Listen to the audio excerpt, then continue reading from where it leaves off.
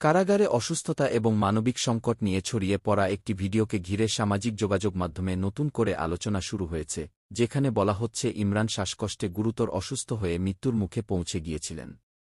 ভিডিওটিতে তাকে দুর্বল ও অসহায় অবস্থায় দেখা যাচ্ছে বলে দাবি করা হচ্ছে, যা দেখে অনেকেই গভীর উদ্বেগ প্রকাশ করেছেন। কারাগারের পরিবেশ, সীমিত চিকিৎসা সুবিধা এবং দীর্ঘদিন বন্দী থাকার মানসিক চাপ একজন মানুষের স্বাস্থ্যের উপর মারাত্মক প্রভাব ফেলতে পারে, এমনটাই মনে করছেন বিশ্লেষকরা। বিশেষ করে শ্বাসকষ্টের মতো সমস্যা দ্রুত চিকিৎসা না পেলে তা প্রাণঘাতী হয়ে উঠতে পারে, যা এই ভিডিওকে আরও সংবেদনশীল করে তুলেছে। ভিডিওর আরেকটি অংশে জোনায়েদ এর বক্তব্য তুলে ধরা হয়েছে, যেখানে তিনি ইমরানের অবস্থার বিষয়ে কিছু মন্তব্য করেন।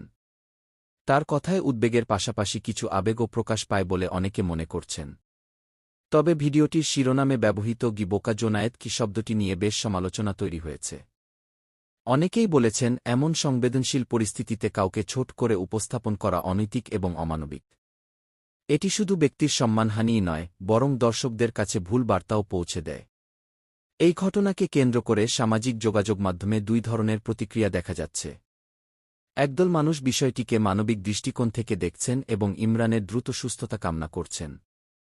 অন্যদিকে আরেকদল মানুষ ভিডিওটির সত্যতা নিয়ে প্রশ্ন তুলছেন। তাদের মতে, বর্তমান সময়ে ভাইরাল হওয়ার প্রতিযোগিতায় অনেক কন্টেন্ট নির্মাতা ইচ্ছাকৃতভাবে অতিরঞ্জিত বা নাটকীয় তথ্য উপস্থাপন করেন, যাতে দ্রুত মানুষের দৃষ্টি আকর্ষণ করা যায়। ফলে বাস্তব ঘটনা এবং সাজানো কন্টেন্টের মধ্যে পার্থক্য করা অনেক সময় কঠিন হয়ে পড়ে।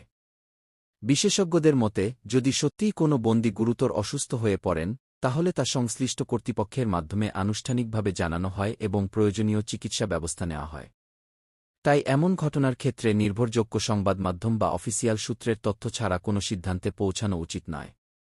সব মিলিয়ে এই ভিডিওটি একদিকে যেমন মানুষের আবেগকে নাড়া দিয়েছে, অন্যদিকে তেমনি তথ্য যাচাইয়ের গুরুত্বও নতুন করে সামনে নিয়ে এসেছে।